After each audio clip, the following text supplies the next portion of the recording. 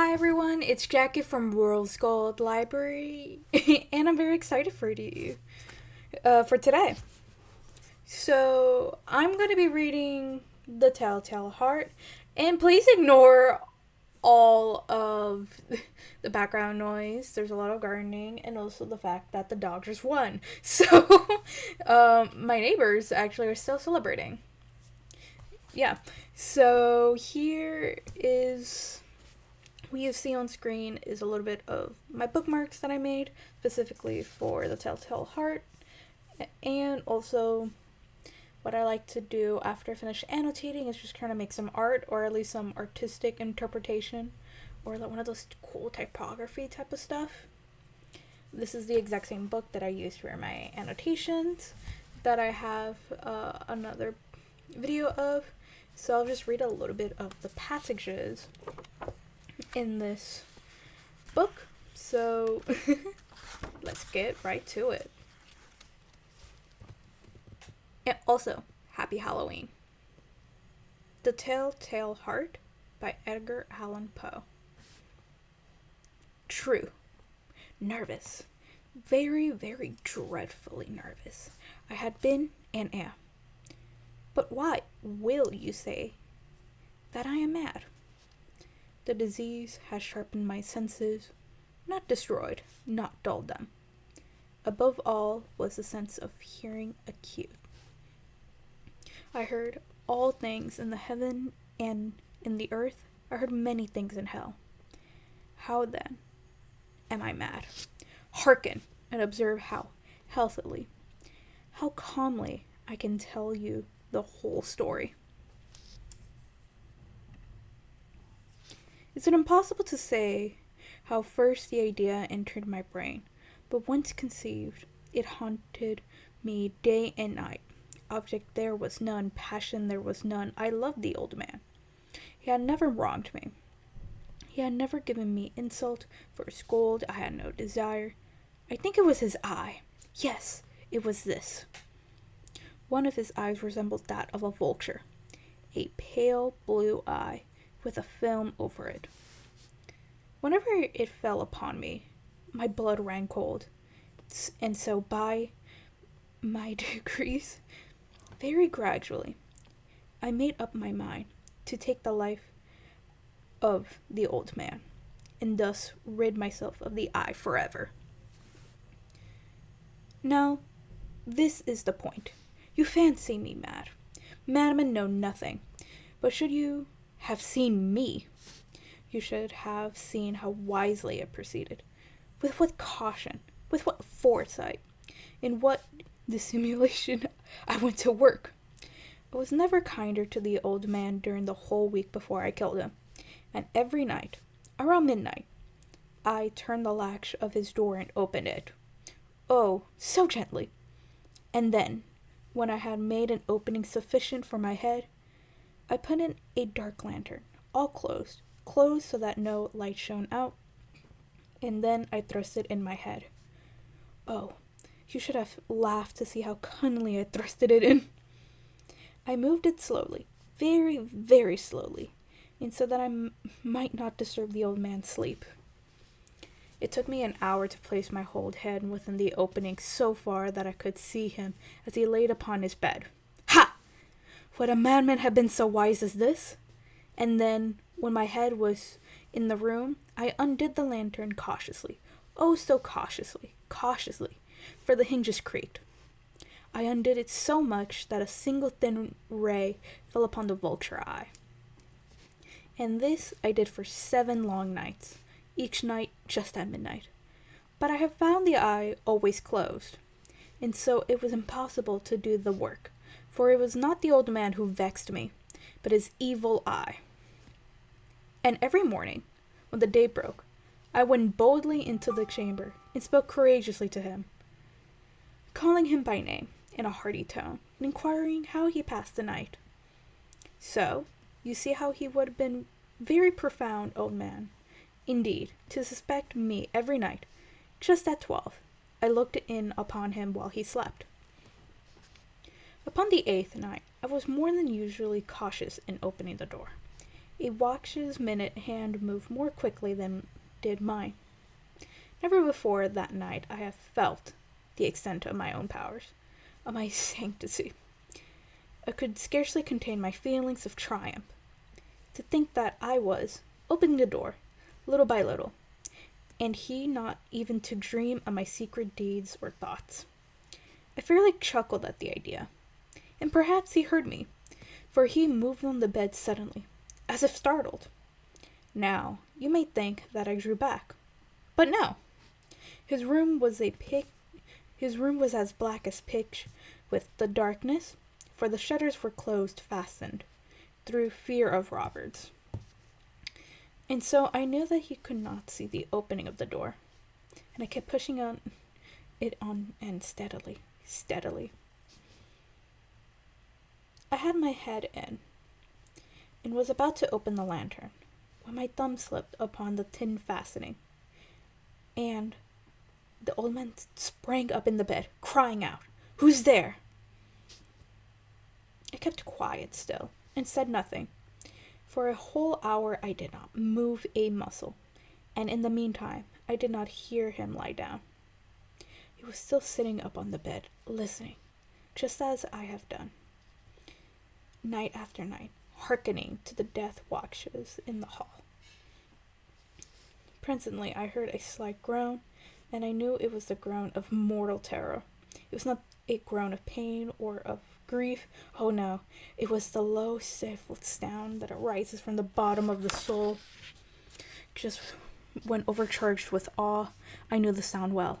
Many a night, just at midnight, when all the world slept, it has welled from my own bosom, deepening with its dreadful echo the terrors that distracted me. I say I know it well. I knew it well. I knew what the old man felt and pitied him, although I chuckled at heart. I know that he had been lying awake ever since the first slight noise when he had turned in the bed. His fears have been ever since growing upon him. He has been trying to fancy himself causeless, but he could not. He had saying to himself, "It is nothing but the wind in the chimney. It is only a mouse crossing the floor. Or, it is merely a cricket which has made a single chirp." Yes, he has been trying to comfort himself with these suppositions, but he had found all in vain. All in vain, because death, in approaching him, has stalked him with his black shadow before him, and enveloped the victim. And it was the mournful influence of the unperceived shadow that caused him to feel, although he neither saw or heard, to feel the presence of my head within the room. When I had waited a long time, very patiently, without hearing him lie down, I resolved to open a very, very little crevice in the lantern. So I opened it. You can imagine how stealthily, until at length a single dim ray, like the thread of the spider, shot out from the crevice and fell upon the vulture eye. It was open, wide open, and I grew furious as I gazed upon it. I saw it with perfect distinctness, all a dull blue, with a hideous veil over it that chilled at the very marrow in my bones, but I could see nothing else of the old man's face or person, for I had directed the rays, as if by instinct, precisely upon that damned spot. And now, have I not told you that what you mistake for a madness is but over acuteness of the senses? Now, I say where there came to my ears a low, dull, quick sound, such as a watch makes when enveloped in cotton. I knew that sound well, too. It was the beating of the old man's heart. It increased my fury, as the beating of a drum simulates the soldier into courage. But even yet, I refrained and kept still. I scarcely breathed. I held the lantern motionless. I tried how steadily I could maintain the ray upon the eye. Meantime, The hellish tattoo of the heart increased. It grew quicker and quicker and louder at every instant. The old man's terror must have been extreme. It grew louder, I say louder, every moment. How do you mark me well? I have told you I am nervous, so I am. And now, at the dead hour of night, amid the dreadful silence of that old house, so strange a noise as this excited me to uncontrollable terror. Yet, for some minutes longer, I refrained and stood still. But the breathing grew louder. I thought the heart must burst. And now a new anxiety seized me. The sound will be heard by a neighbor. The old man's hour has come. With a loud yell, I threw open the lantern and leaped into the room. He shrieked once. Only once. Once only. In an instant, I dragged him to the floor and pulled the heavy bed over him. I then smiled gaily to find the deed so far done. But for many minutes, the heart beat on with a muffled sound. This, however, did not vex me. It would not be heard through the wall. At length it ceased. The old man was dead. I removed the bed and examined the corpse. Yes, he was stone dead. I placed my hand upon the heart and held it there many minutes. There was no pulsation. He was stone dead. His eye would trouble me no more. If still you think me mad, you would think so no longer when I describe the wise precautions I took for the concealment of the body. The night waned, and I worked hastily, but in silence. First of all, I dismembered the corpse. I cut off the head and the arms and the legs. I then took off the 3 planks from the flooring of the chamber, and I disposed all between the scantlings.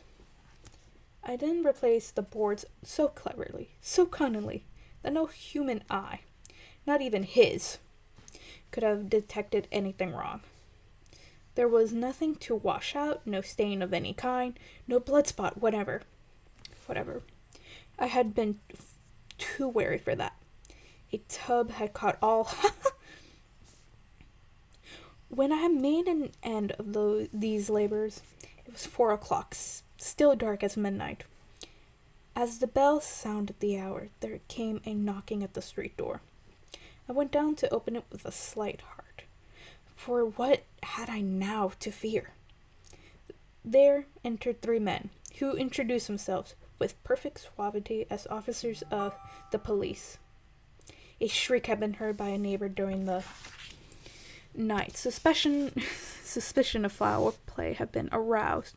Information had been logged at the police office, and they, the officers, had been deputed to search the premises. I smiled.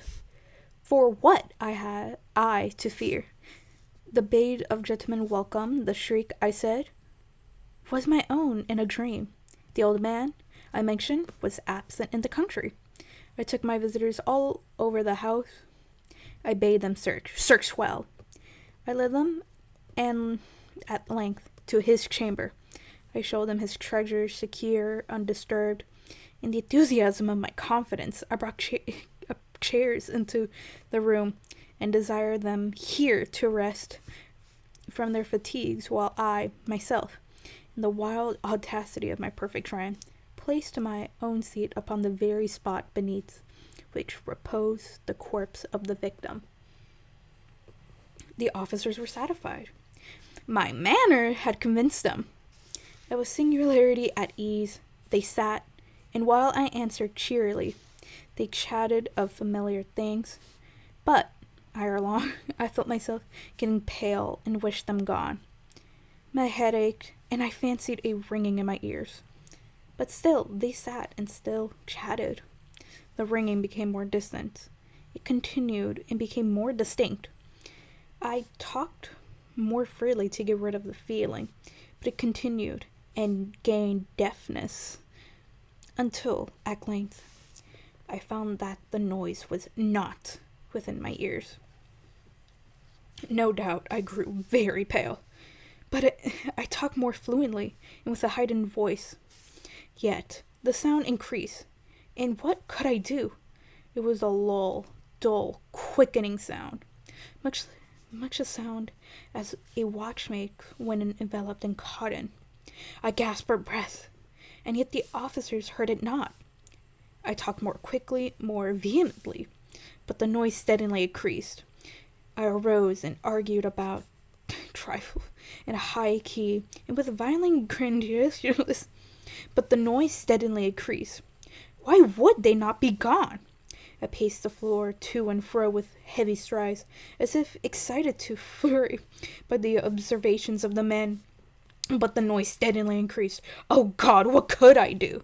I foamed, I raved, I swore. I swung the chair upon which I had been sitting and grated upon the boards, but the loud noise all and continued to increase. It grew louder, and louder.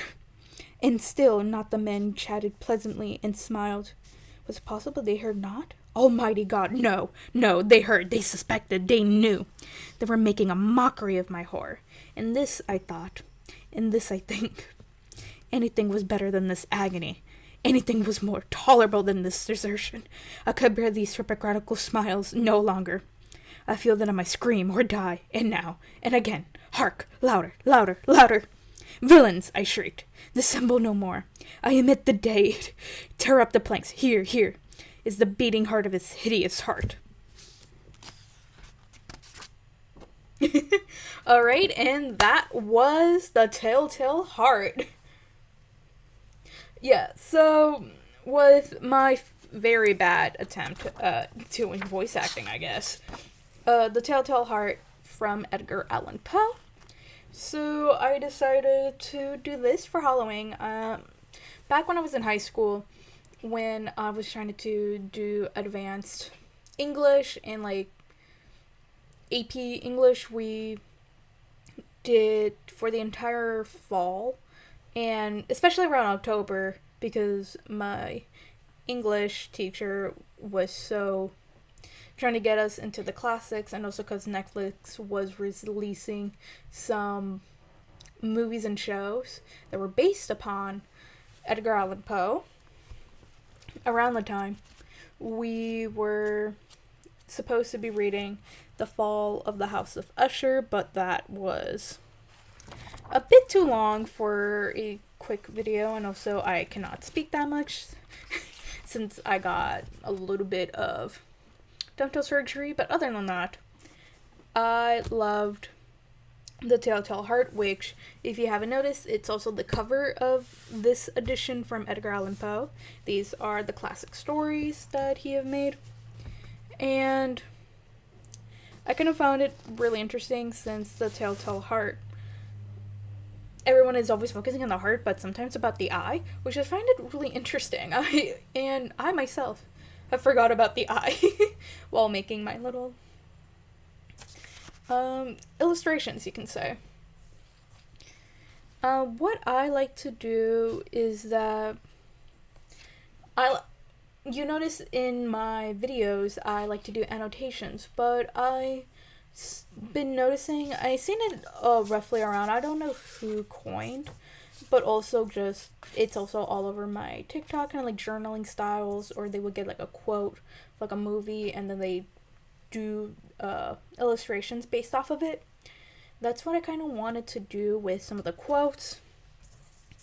So, and also this is just kind of like to keep inside. I've been trying to keep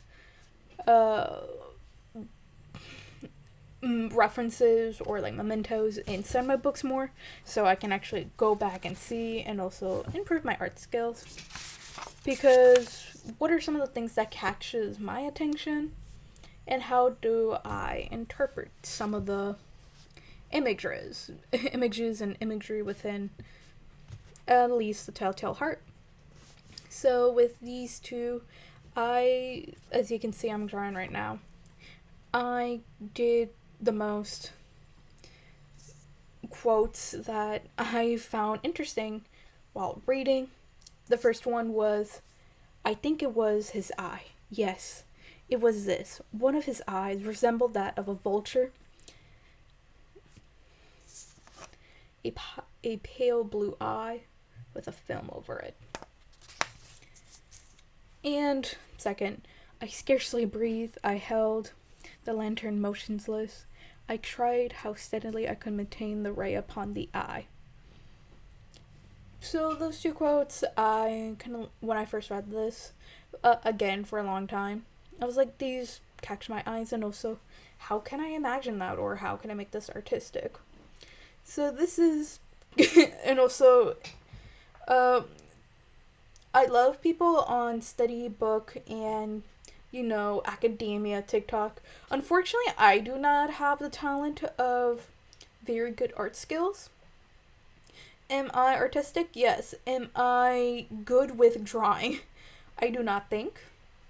But I do not plan to make art as a career in the sense of, here's my illustrations, get art prints. But this is the point that I can get across, and then hopefully, if you have some in the comments below, please let me know. Other artists who would like to make livelihoods out of very cool art prints of Edgar Allan Poe. And so these are just kind of like how I want to, one, also celebrate Halloween. I'm not going anywhere, unfortunately. So I just wanted to spread the joy of something spooky. I hope you enjoy. If you have any other books or classic books that you want me to read out loud, like short stories, please let me know. I'm not really good at reading out loud, so this was a nice practice for me. So thank you all for watching, and I hope to see you one more time. And don't forget to like and subscribe and comment down below. I've been noticing how some people are not subscribed, and if you do subscribe, I really would appreciate that. So thank you so much, and I'll see you soon. Oh, and before I forget, these pens and coloring supplies that I have are from Daiso, as well as my Pilot red pen, which is very common.